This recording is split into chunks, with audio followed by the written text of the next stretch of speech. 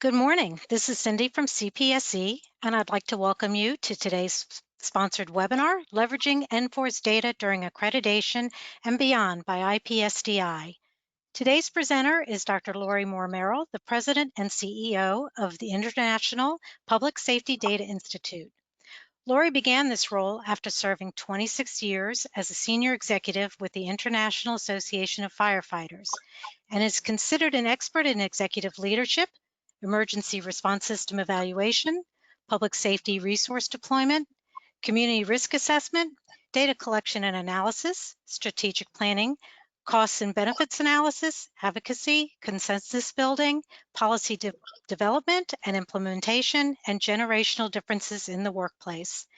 At the end of the webinar, please contact Dr. Moore-Merrill directly for additional information, and be sure to visit their booth at the 2021 Excellence Conference, March 2nd through 5th at the Caribe Royale Hotel and Convention Center in Orlando, Florida. Thank you for attending, and now Dr. Moore-Merrill will begin the webinar. Very good. Thank you so much, Cindy, and welcome everyone.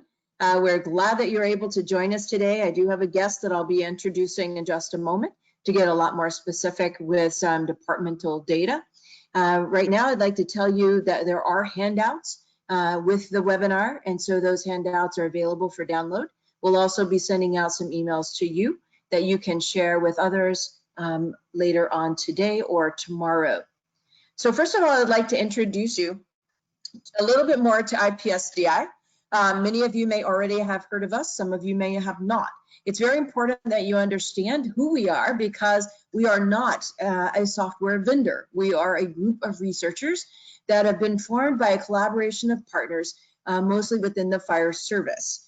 These are the partners that you see on the screen, the IFF, the IFC, Metro Chiefs, UL, NIST, CFAI Risk, Urban Institute, University of Texas, and then you see our government partners.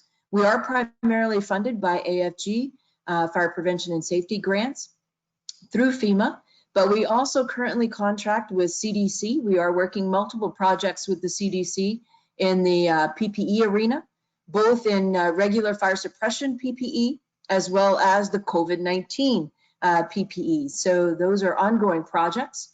We also are working with NIOSH. We have been selected to build and help populate the National Firefighter Cancer Registry. So if I have time, I'll mention more of that to you as we proceed. Our mission at the IPSDI, as many of you may already know, is to use research and data to provide you information. That is to enhance public safety by leveraging technology to provide you life-saving insights. And so everything we do is to provide actionable insights back to the local fire department, whether it's for decision-making, whether it's for your accreditation, training, whatever it may be. We want you to have the capability to use your own data. And that's been our mission from the very beginning. Our core values stem back to like 2005. And how can that be? The IPSDI has only existed now 2 years. We are a nonprofit 501c3. However, our research team, all the partners I just showed you, go back 15 years. We have been together since 2005, and this has been our core project, our core values for every project that we have completed. So these are attributes that you may be very familiar with. Each of these words take on their own dynamics.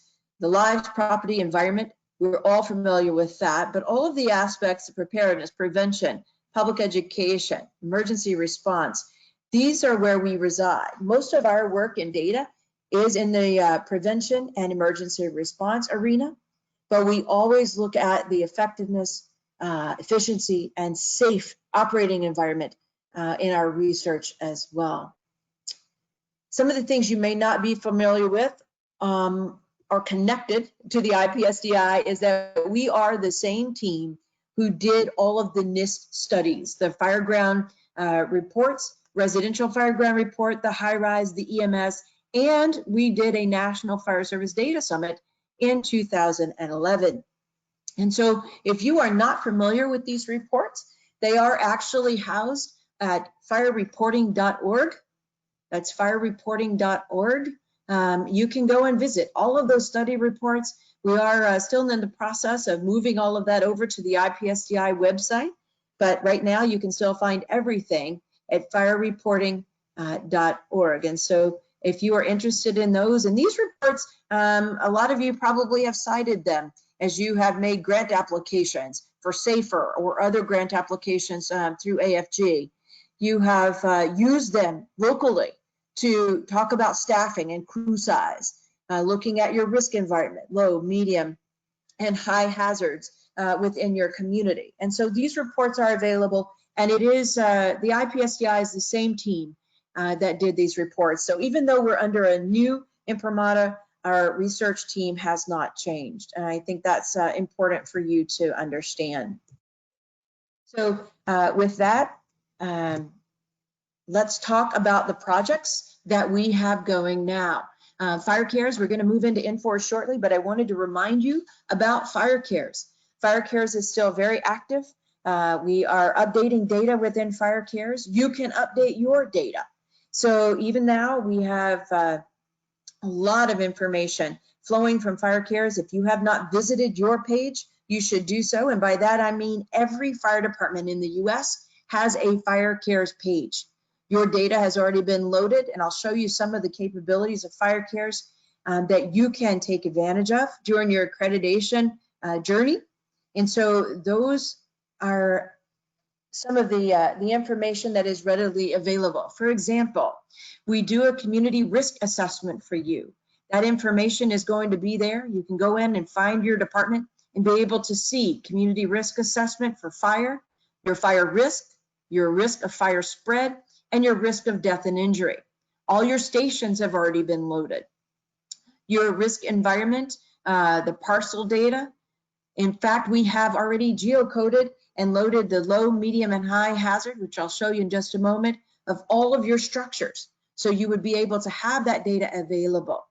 But as I said to you, FireCARES is a page we want you to own. So go in, have a look at the information we've loaded from a national level. But if you have added stations or closed stations, we need to know that.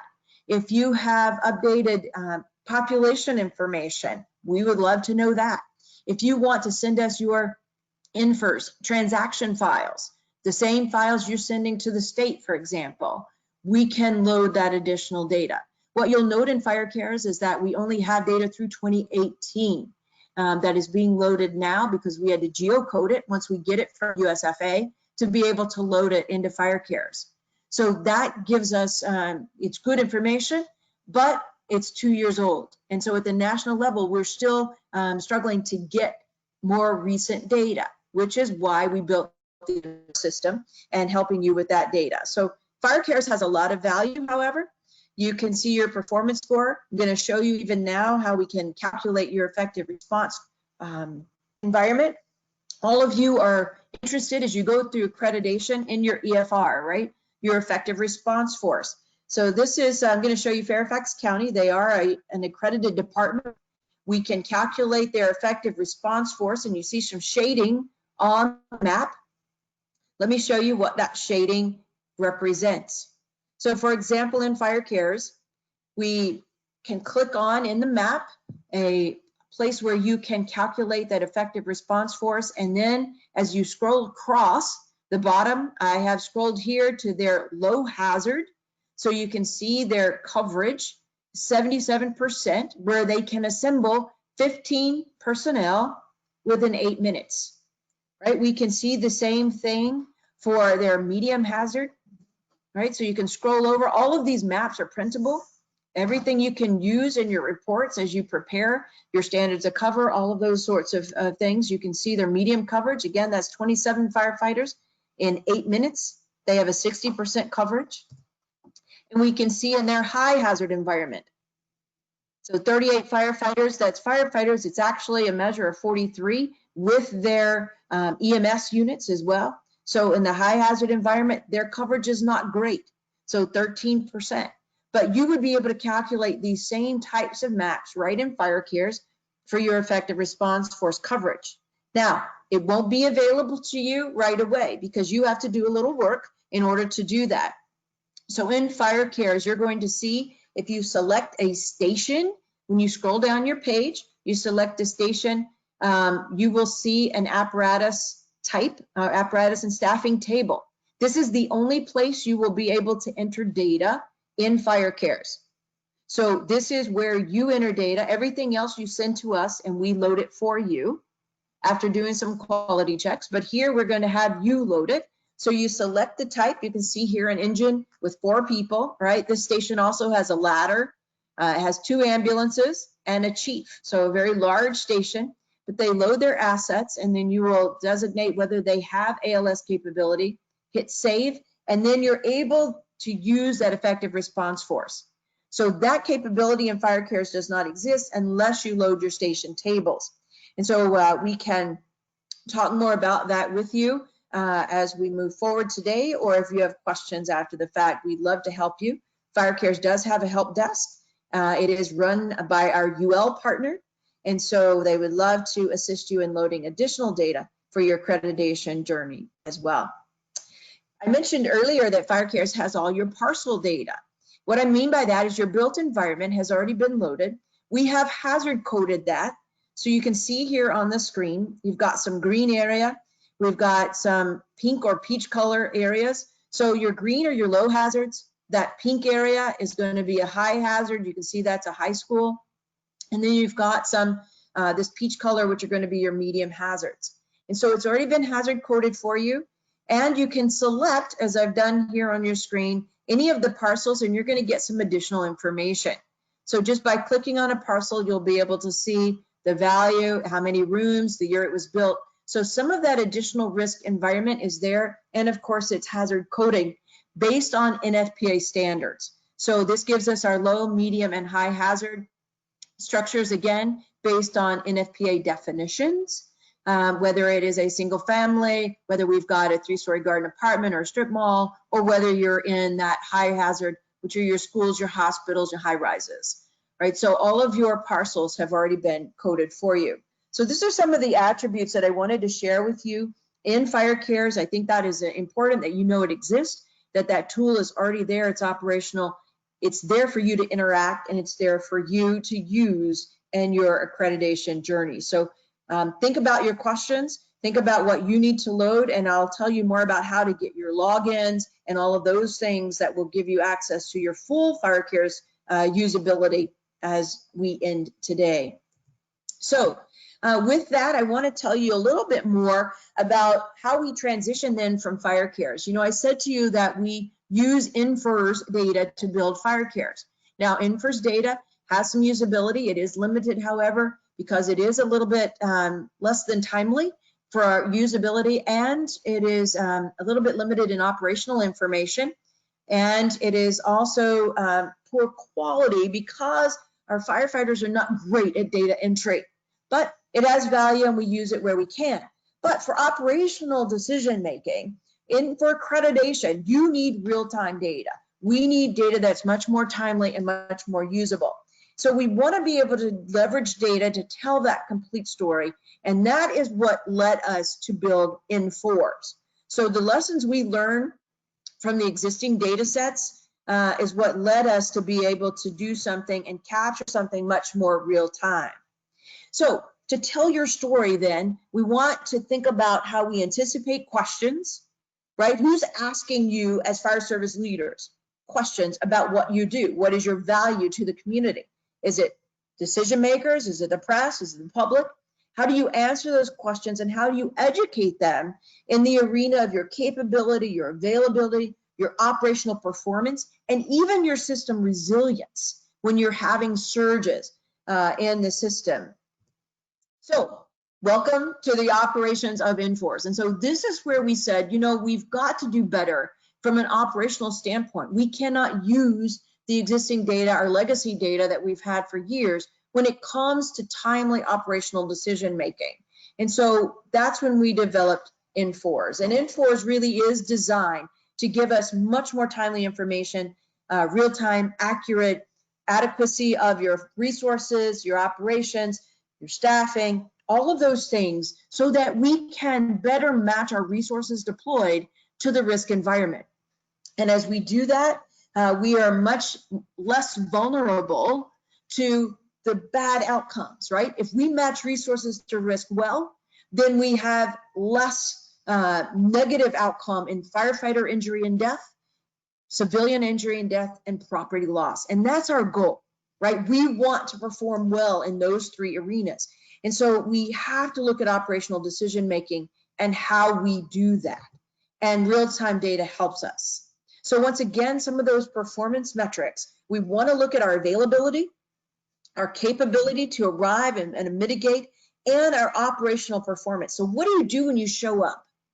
These are the things that we focused on as we build NFORS, looking at this type of usability of your data.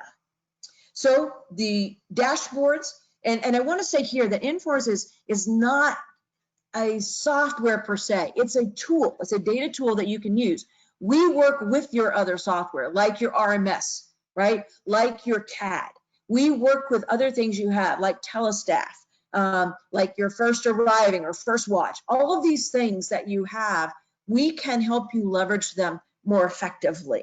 And so using that to link you and make it much more real time, make it usable. So think of us more like a BI, right? A Microsoft BI. That's what NFORS is designed to be. Only we are fire service driven, right? You don't have to go and create all this fire service mentality if you happen to be using BI. We've already done it for you. And so having that built in and help you understand a little bit more about what NFORS is. So it is a data capture. We do directly connect with data that already exists, and there is absolutely no additional firefighter data entry here. And so NFORS becomes a very powerful analytics tool for you, giving you insights you would not normally have from your data. It can help you with your decision making for standards of cover, tracking those benchmarks, operational performance, because you can have dashboards that are designed to automatically, right, have these indicators for you. You can have dashboards that are live, that are constantly updating, not 2-year-old data, not a year-old data. I'm talking about 5 minutes, 30 seconds, right? This is the timeliness of the data that has to be done, and that data will be there for you, even to complete those data tables for accreditation. That can be done right in the NFORS system, and not in 12 or 18 months. I'm talking about less than an hour to create your data tables with 3 years of data, right? All of that urban, rural, suburban, all of those analytics that you need to deliver your data for accreditation can be done right in the system.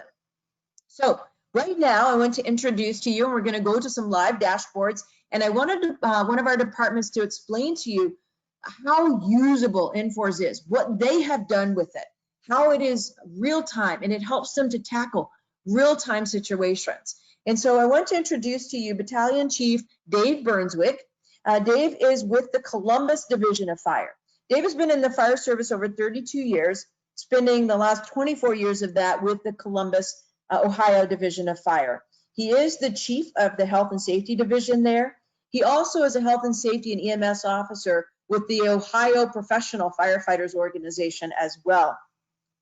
So he has been, Dave is a member of many NFPA technical committees, focusing primarily in occupational safety and health.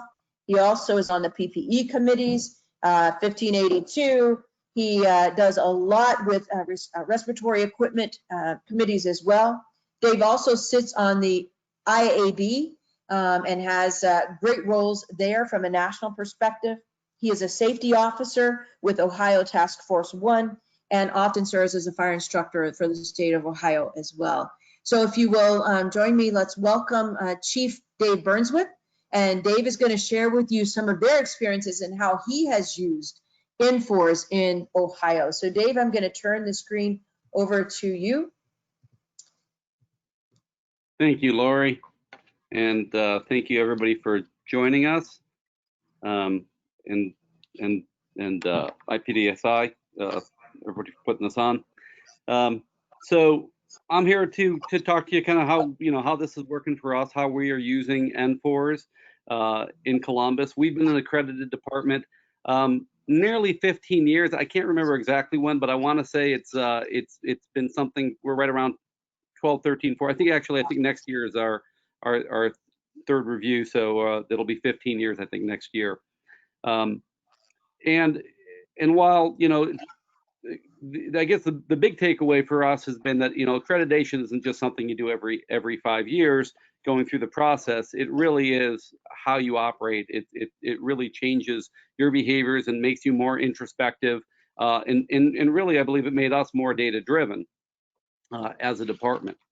And so I'll show you some of the dashboard here basically, and I'll actually show it online, but basically how we've used, you know, how we use the NFORS data to be more data driven. I'm going to put us on to, oh, I lost you for a second there. Okay, so this is our basically our incident dashboard, which is something you'd be looking at for your accreditation, and just to give a better idea of what you know, what kind of work your department's doing. Here's an overview of our incidents. This is right now we're looking at year to date. You've got a heat map, and you can design these dashboards however you want, and they're very interactive, as Lori mentioned. We've had 92,000 incidents, 172,000 you know, company responses out of that. We've got our alarm answering data there, processing time, hopefully, you know, things that you've seen before, and some of the stuff Lori talked about there.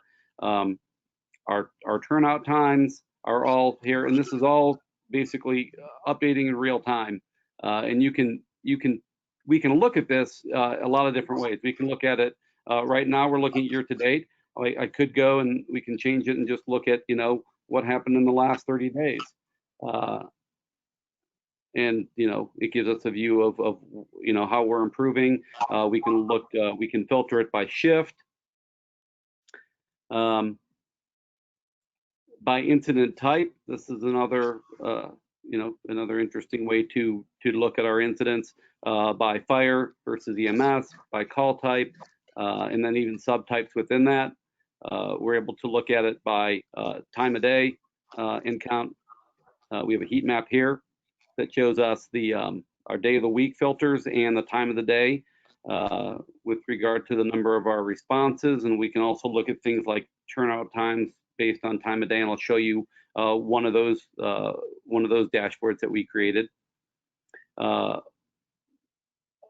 Our incidents by first due. So we're looking at our busiest companies, right? In the last 30 days, right? We're looking at Station 6 or Engine 6 has 744 responses, and so on and so forth. And you know, across the board, everything we have. Turnout times, we can see where problems are. And this turnout time one is kind of interesting because what you'll notice on the, if you look at the far left in this area here, these are our suburban partners, right? And so their dispatch often is delayed due to, you know, working off of different CADs. And so that does show up in our turnout time. It shows up in our travel time across the board. So that's another interesting piece that we're able to look at here. By unit and category, whether they're EMS and fire, and then down here, we can look at by shift, and obviously that would come out pretty equally divided. Also by battalion, so we have our battalions all showing there. And I'm not sure what is going on there. We actually have 7 battalions. We're only showing 5 right there, so I'll have to get on that. Weather is built into it, and we can see things that way as well. So this is your overall incident overview. Lori, is there anything you want to add to this? I was going to move on to I would just, specific things. yeah, just scroll, if you will, Dave, scroll back down and let's just filter. I want to let's just pull up incidents by first due. So look at Station 6. Let's go ahead and just filter by Station 6. And I just want to show them the filtering capability here. So if you just click on Station 6 and then you'll just hit apply filter at the top, then you'll see the whole dashboard is going to update to just Station 6. Okay, there we go. Yep. There we go. And so now you're looking at a dashboard, right? That just is for Station 6. And if you scroll down, Dave, they'll be able to see who has responded. Yep, there's their zone. All right, and so if you scroll down, we're going to see just Station 6 turnouts. You're going to see some of their NFPA 1710 performance. You're going to see some of these metrics. And if you scroll on down, excuse me, to the apparatus response, you would also be able to categorize by any attribute, or again, filter by any type of call type. If you'll scroll on down just a little bit more, Dave. I just want them to see here. Okay, hang on right there. So we could also see here by shift. So if we wanted to filter again, you could do just engine, station 6, C shift, B shift, whatever. So you can scroll down and filter on any attribute in the system, right? You've got frequent flyer addresses here for this particular station or within the station's first due. So as you build a dashboard, the dashboards themselves are also interactive. And so that's the point that I wanted you all to see, is that it's not just the dashboard that you're seeing, you scroll and it's static. No, that's what you get from most software. Most of your RMS systems can give you some static reports. These are completely interactive. So I can drill down, I can filter by anything, any of these little graphs, you can click on any portion of them and get more information. So that's how NFORS works, that it helps you to drill down the questions you have. These questions that others have not perhaps thought about or you've never had a capability to get to before. So Dave, why don't you show them some of your other dashboards, whether it's COVID or sleep time analysis. Yeah, no, I'll work there. And thank you, Lori. That actually was, I'm glad you kind of jumped in there and brought that stuff up, because this was something else. We were able to look at even, turnout times for, fire versus EMS runs or types of runs, and looking at differences there. And it's very interactive, very easy to get around doing it that way. So that was, that's basically how we're using, it for our day-to-day. And we're using it for day-to-day data-driven decisions, right? So things like our overdose responses. Everybody's experiencing the opioid epidemic, and we're able to take a closer look at that. And I'll kind of go over that and look at our dashboards and show you how that's, how we've used data, and we've used NFORS to make better decisions there. COVID-19, obviously we're all dealing with this as well right now, and being able to look at our responses and the number of calls and how that's working. So we have a dashboard we created for that. Our nighttime analytics is a really interesting one, looking at our night responses, and I'll show you some really neat things that we saw in there. High demand EMS transport vehicles, right? So these are our high demand areas, or peak demand is when they started out as peak demand areas. But we've actually put 5 additional transport vehicles in service originally as peak demand for about 14 hours a day.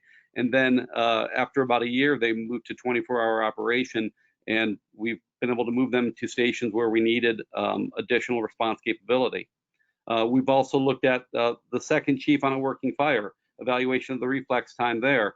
And I'll show you kind of what that looks like to some degree. And that's still kind of a work in progress. Currently, we send our second chief on the fire after the first companies arrive and making it a working fire.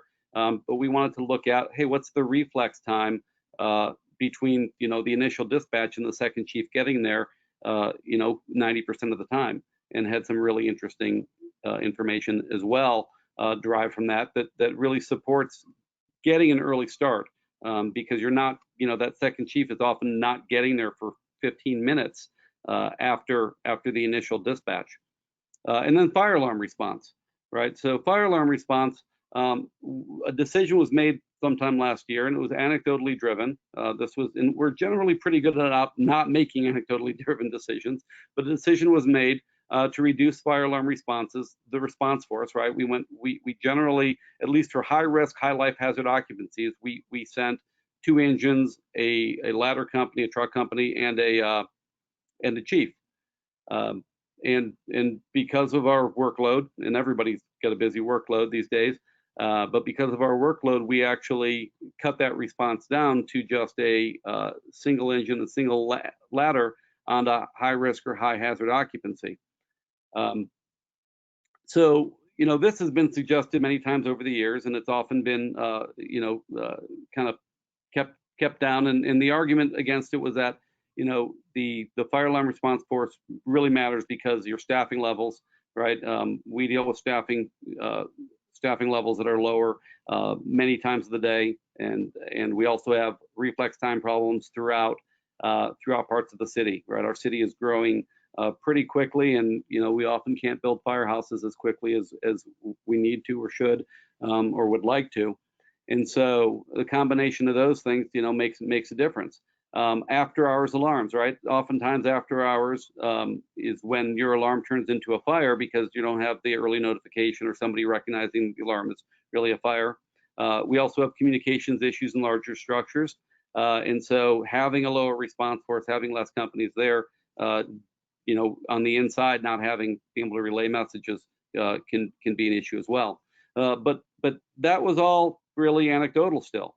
What really mattered is our historical experience and looking at our data that from 2012 to 2019, we had 212 working fires that originated as a fire alarm, and several of them were significant, dollar loss fires.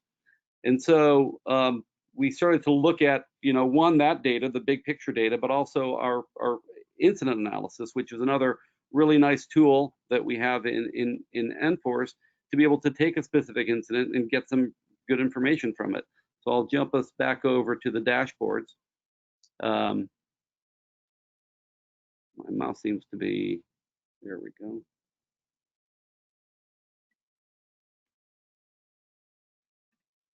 Okay, it's back. Everybody see me okay? It looks like, yep. So we're back on here. So so we can analyze an incident. We look at the actual fire incident. We can look at the performance for a specific event, right? So this is, in this case, the first 2 units should have arrived on scene first.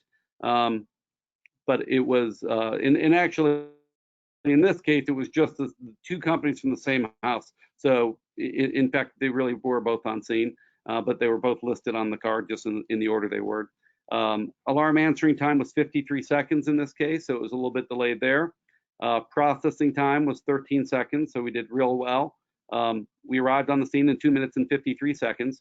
And then we look at turnout time should be less than 80 seconds. Now, for most of our companies, as you can see in green, we were fine, we did great. Then for some companies, it's a little bit longer, but this ended up being a 3-alarm fire. And so, we had some delays on some companies, and then travel distance also. Big fire, longer travel distances for many. So that gives us some information about the incident. But really, I think the most compelling piece of this is your reflex time. So if we look here, engine 8 and ladder 8 up here were the first companies, right? They were dispatched at 7:35 and 58 seconds. They were on scene, right? At 7:39 and 42 seconds, right? So that was about 3 minutes later. They pulled up. They had a commercial building with smoke pouring out of just about every opening. Made it a working incident. There was another set of processing time, right? If we look down to the next company, engine 20, and the next 6 companies, there was this alarm gets upgraded. Well, the alarm officer had to add them to the card, put them in, get them dispatched. We have our turnout time and then our on-scene time, and we're really looking at, and you can see when we get to the bottom here, the amount of time we're talking about. But now we've got the rest of the working fire time. It's showing up about 8 to 10 minutes later. So here the first chief arrives at 7:41, right, and that was from a dispatch at 7:35. And then the next group of companies are the next upgrade, which was a working fire assignment, which happened pretty quickly and got more companies out the door. But each of these took an upgrade in the alarm office, and then up to a second multiple alarm fire on and on. So this ended up being really good data to show the benefits of front loading the fire alarm card. And really shortly after this data and this incident, the decision was made to go back and front load our high risk, high life hazard occupancies. Another tool that we use is the nighttime analytics. I was talking about that. So this is the dashboard that we made just to look at responses between 11 p.m. and 6 a.m. And the red line on the dashboard here indicates our turnout time, right? And the green line is our number of responses. So we're starting over here on the left, really at around midnight or 11 p.m. Or midnight. So that gives you an idea. So we're late at night. We have less responses in the green. Our turnout time's a little bit longer getting out the door. As you get into the morning hours, right at 7 o'clock in the morning, everybody's starting to get up and move. Our responses are going to start going up, but we're also have a much quicker turnout time, close to our 90th percentile or within our 90th percentile during that time of day. Our utilization by company at night, our heat map for night runs, so days of the week and times of the day for the number of runs that we're taking at different times of the day. But my favorite one is right down here, and this is our medic utilization by time of day, and it's, you know, it looks like how are you going to read this? But what this is showing us, I wanted to scroll up a little bit here. I know there's a little bit of a delay, but what this shows you is by color, and we color coded it basically, was that I believe the yellow is the yellow ones are or the white ones are basically about 2 runs. The yellow, you're going up to 4. 6, 7, and 8 as the color gets darker. The purple runs are 8 or more after midnight. So here, you can see there's or it's 7 or more in the purple. If you look at these, so if we look at Medic 7, and this is the medic over by the Ohio State University on campus, and pretty much every 7 days, every 6 and 7 days, we roll out to the weekends, and this medic is taking 7, 9, and more runs at night. See if it pops up there, but so that gives you a good indication of the need to add extra vehicles at night. Right around here, toward the left side, you think things completely slow down. So we have football season to the far left. Then we kind of have normal college season, and then in the middle of March here, to the right side, the school shuts down, everybody goes home, and the runs drop dramatically.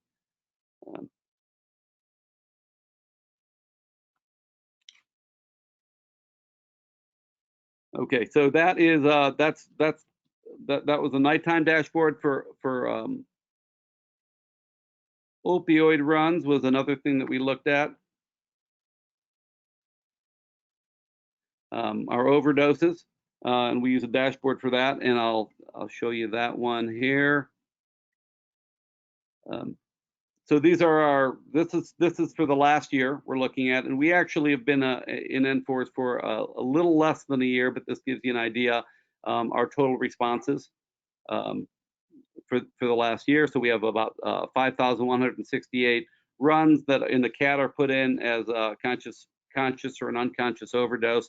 We have them separated here by those types. So we have the darker purple was the conscious overdose, and the lighter blue was the unconscious overdose. We have a census tract map, also similar to the heat map, but this is given you by your census tract, so you can certainly see where where your hot spots are. Obviously, when you look at the heat map above here, you see it all over the map, but certainly the biggest hot spots by counts are on our west side. Your busiest locations, so your common addresses with the overdose call type, and really when you look at those, I think everything on this list, as I look at it, just about everything on this list, the first 8 of them at least are shelters, and then these next 2 here, 2250 and 1514, 2250 West Broad and 1514 Parsons Avenue, those are actually firehouses. We get a lot of people dropped off. We'll have people just, a car pull up to the ramp and just push somebody out on the ramp of the firehouse, and we'll have that'll be our overdose. So those weren't actually firefighter overdoses, in case anybody was wondering. But those are on the west side where where the problem is the worst. Incidents by time of day, your EMS turnout, your heat map, again by time of day, your heat map by time of day and day of the week. You can break that down. You can look at it by month and day of the month to see if the correlation there. Incidents by battalion, and this is also again just jumps right out at you. In the purple here is Battalion 5. That is the hot spot of where we saw it. These first few companies. 17 and 10 are also Battalion 5 companies, and and then we're also looked at. So we in the dispatch remarks we're able to query or list the words in the remarks. So it may be sent out as a conscious overdose, but in the remarks we can indicate whether the caller indicates if it's fentanyl, if it's heroin, or if it's meth. And if we can further, and this is to your point, Lori, we can further filter this by tapping on that. I'm going to filter it now by fentanyl. We can go back up and look at our fentanyl runs.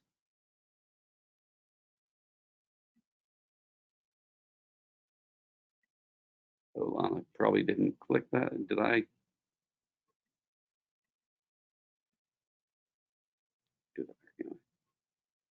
You may have to hit add a filter. Yeah, I did it that way. There we go. So what's interesting about this is, and this is just our fentanyl run, so there's 55, but look, they completely changed from our west side to up on the north end. So the type of drug really and the type of runs we were running on really changed by how we filtered it and where the heat map was. So that was again another interesting piece of data we were able to discern from this. So what have we done with this information? As everybody else is, just like us, everybody's trying to figure out how best to address this issue. One of the things that we put in place about a little more than a year ago was what we call our REACT team, our Rapid Response Emergency Addiction and Crisis Team. It's a partnership between fire, between the police department, and the Central Ohio Mental Health Agencies. We actually have 2 response vehicles that have a police officer, a paramedic, and a social worker on. And when we identify people who are repeatedly going in and out of the system, people who just anybody really who's had an overdose, this team responds, goes to the hospital, and it's not punitive, right? We're trying to help them. We're trying to solve their problem, linking the individuals to the appropriate type of care and treatment, getting them into facilities, and keeping it so that when we first started looking at the data for overdose runs, we saw that a lot of our patients were repeat offenders, right? We ran them in the morning, took them to the hospital, or gave them Narcan. They refused treatment, and 3 or 4 hours later, we're back on them again.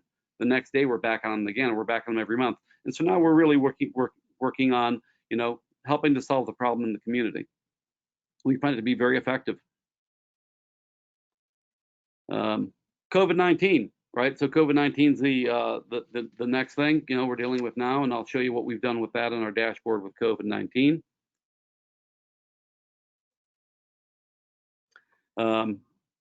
So here we are, I don't have a filter on this. So this is our overall responses this is March 1st, right?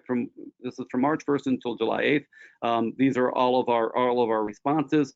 We're going to filter this by contagious emergency call type, which was a call type we put in place in March. And we can see that, okay, we've had 3,490 dispatches that met the criteria and were dispatched as a contagious emergency. Now, what's interesting is that as we looked at our data and our EMS data, and we started looking at our positive patient transports. So when we transport a patient and the hospital notifies us that patient tested positive, we start to look back in those calls. What we found was that 54% of our positive patients were not dispatched as a contagious emergency, and that for most of the time they were actually being dispatched as either an ill person or difficulty breathing, but they didn't meet the criteria for contagious emergency. So when we add those in, turn that on. Right. That number is gonna actually go up. and it gives us a better, there we go, we're up to 17,000 runs now with those 3 call types. But again, it gives us a better idea of what's going on. We can also look at, and if we just want to go back to the contagious emergencies alone, we can look at our top 10 days, right, of the number of, so again, back in the beginning of this, early March or late March, early middle of March, we were having, in the 60s and 70s, number of responses a day. That's dropped down quite a bit now to closer to 30 or 40 CE calls a day, or contagious emergency calls a day. We can look at it by battalion. Over here, we're looking at the instances of the battalion and the number of instances and the vehicles, which vehicles are taking how many of these runs. So we can see that here again, Medic 6 we saw before, right, has taken 116 contagious emergency runs.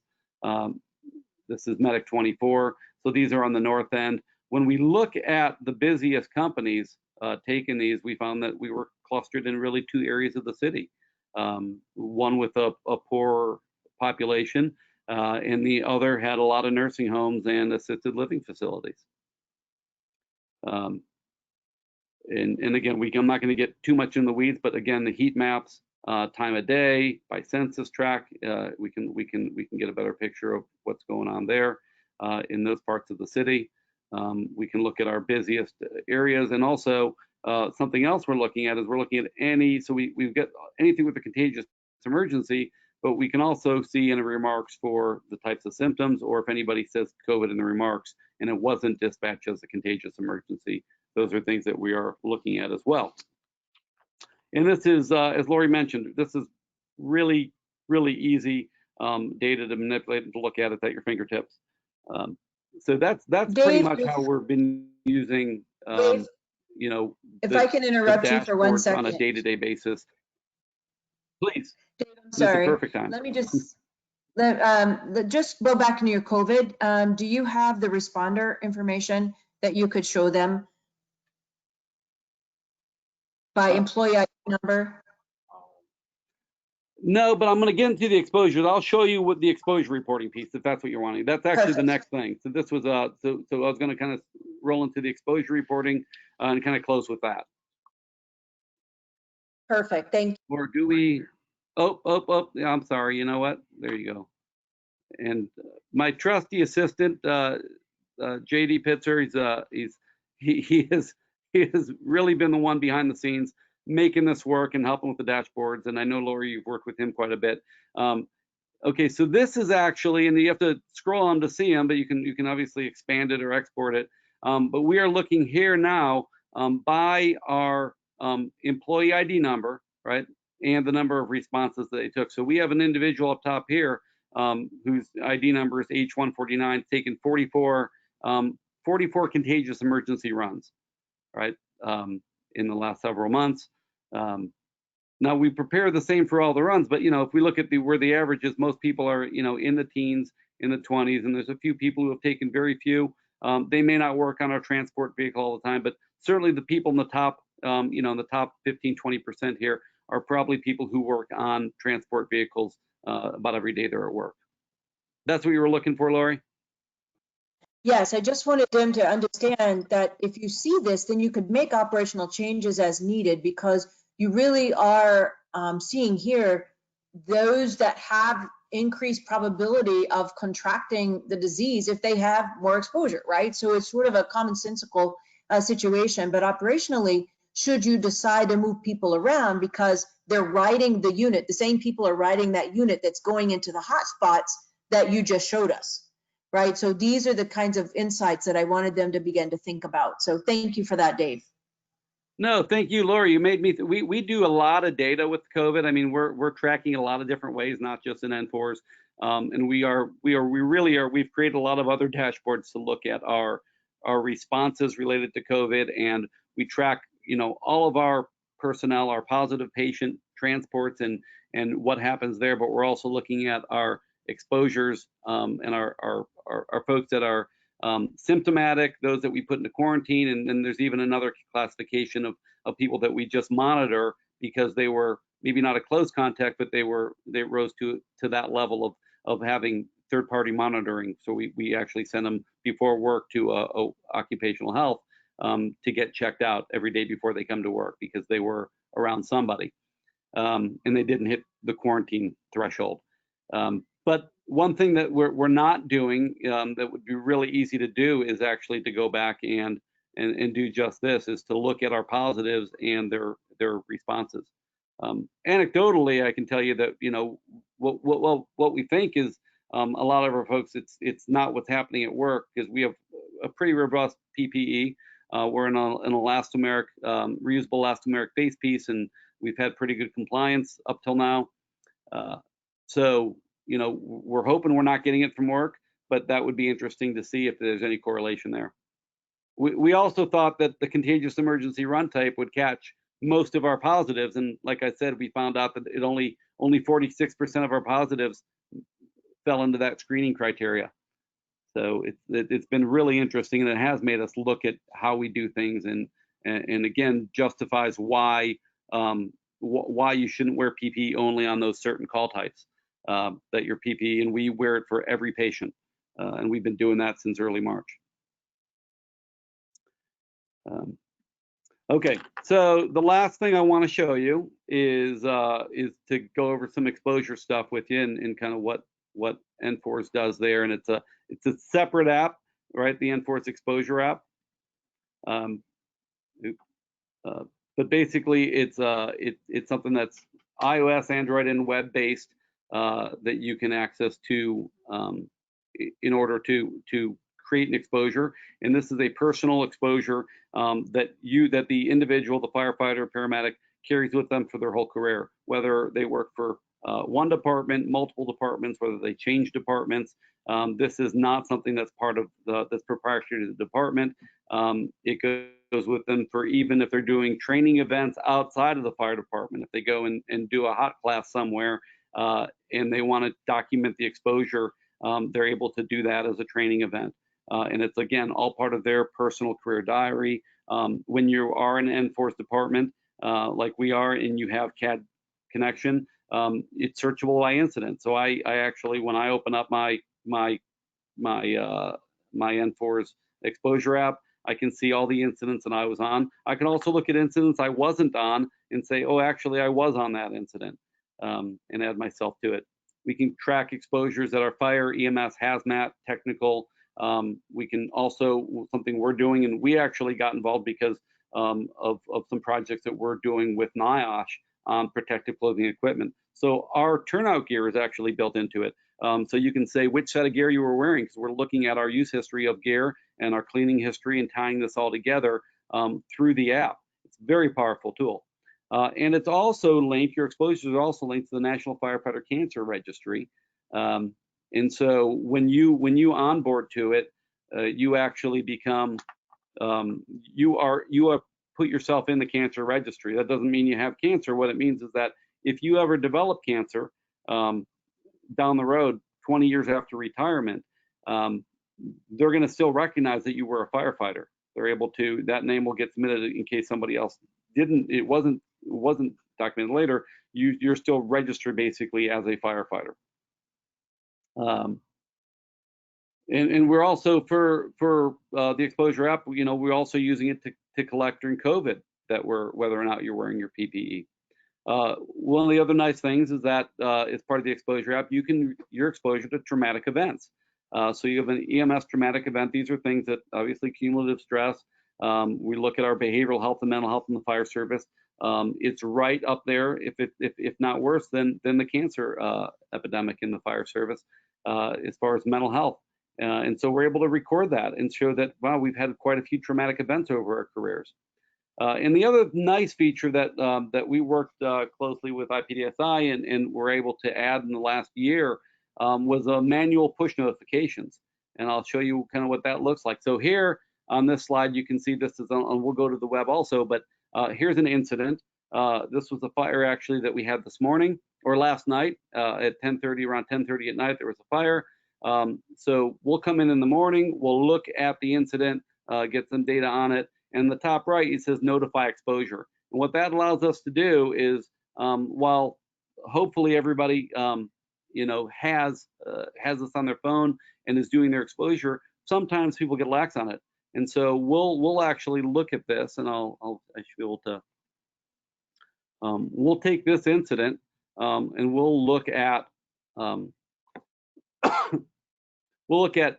actually made it to the scene and was working there. So we had several companies tied up. We had a couple companies that were canceled, didn't get out. But we'll look at these companies that were involved in the incident for a period of time, and then we will actually go ahead and notify them of their exposure. So I can say, okay, well, I wanted to engine 23, engine 15, ladder 15, and and battalion 6 is who I want to notify. And then I can hit send, and they will all receive a notification that says, hey, that your incident been identified as a potential exposure. Please be sure to log your exposure. So it gives them a little bit of a nudge.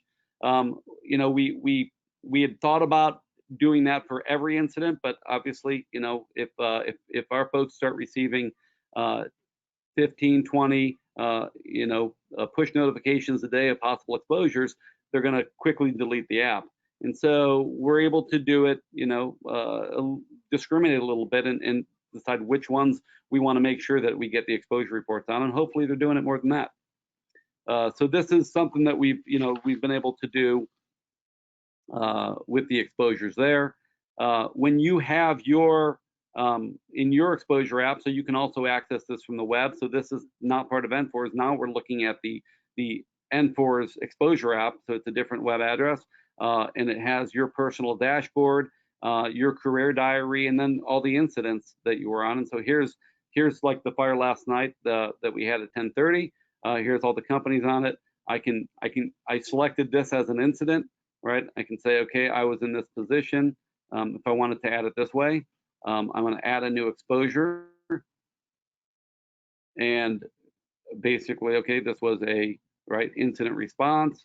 This was a fire exposure. Was I asleep at the time of alarm? So I'm recording that, right? Exposed to diesel exhaust during this incident, absolutely. Which gear was I wearing, right? My primary set, and so on and so forth. I can go on and on. And what's also nice, and there's a lot of data that we're collecting here.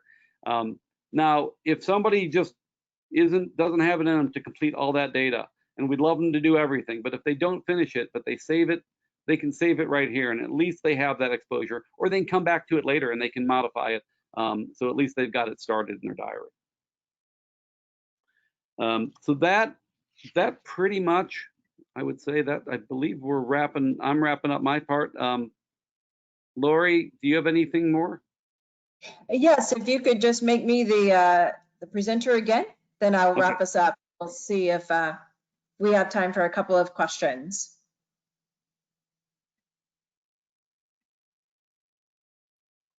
Coming your way. All right, thank you. Okay, let me just go back into presentation mode here. Excellent. So as Dave said, you saw the incident dashboards. Every incident has an automatic generated report. You have your benchmarking capability with every incident, so it's going to be automated for you as well. You can custom design those benchmarks, which is important. We also have trend analysis, so unit trends. We didn't get time to show you that today, but you can have unit trend analysis over different time frames for every single unit in your department. This is something a lot of the chiefs ask for. So how many responses, type of response, commitment times, turnout times, all of this is by unit. And so unit trends are there for you as well. Also, you're going to get a daily email. Something else we didn't talk about, but instead of having to go into a dashboard every day, you can actually, for the chiefs and whomever the chief designated, you can get these daily emails with your summaries. And so at every shift change, you will get an email telling you about the last shift and giving you that customizable daily report. So there's some more information and just what one of those emails might look like, again, customizable for you. Dave did talk about the exposure tracker. We do encourage you to certainly download that. It is app stores, both Android and iOS. Encourage your folks to download the app and use it, whether you're connected to NFORS or not. They can still use this as a career diary. We can talk more about how you connect, just like Dave showed you. Once your department is on the NFORS, it becomes a lot easier for your folks to enter their exposures, but they can use this even today. And if you want promotional items, station posters, things like that, we can give that to you just to present that app. And so very important. I'll just click through a couple other slides. Cancer, we talked about the exposure tracking and the PTSD for the behavioral health. So we are at that point. I'm going to go ahead and put up some contact information, but we are on the hour. So Cindy, I will defer back to you. We're happy to take a couple of questions if folks want to ask, if we have some. If not, certainly reach out to us. We'd love to hear from you, love to be able to share more about NFORS and FireCARES and how your department can use your data more effectively in a timely manner. So Cindy? Okay, thank you so much, Lori, Dave, this is great. Do have several questions. I'm only going to be able to do a few, so please reach out to Lori with your questions if I don't ask the question. Do you set a system to catch outliers so bad data doesn't get included in the dashboard? Absolutely. Outliers is something we work to resolve for you. We don't just eliminate outliers. We first look at why they exist, right? So that's important. Most departments will just kick them out because you don't want to deal with them or you think it's bad data. Outliers are not always bad data. And so our techs during onboarding, we're going to be very careful to look at your data and do what we call clean your data, right? So we're going to assess those outliers, see why they exist, and help you with that, because often they tell a story. And so that's how we deal with that. But yes, we do deal with outliers. We look at those specifically and then move accordingly with what they tell us. Okay, how and where is the parcel data obtained from? Great question. We purchased that data layer. It is the same data layer that's used in your real estate databases. For example, Redfin, Zillow, some of those. So it's a base data that is purchased. It's called CoreLogic. So if anybody's familiar with that, we update that data every 6 months. Okay, and one thing, if COVID ever does go away, are you going to offer hands-on training to participants? Yes, that's great. So our users, we do have hands-on training. We're actually planning, we're tentatively planning in October, but I say tentatively because we're all watching this resurgence happen.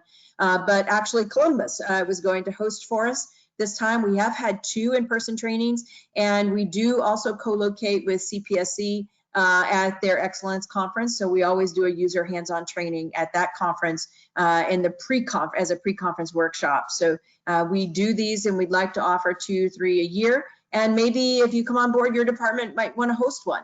And I will tell you, we also, in addition to our hands-on, we do some training webinars. You also get hands-on training when you on board with our techs, and we have a trainer just for NFORS.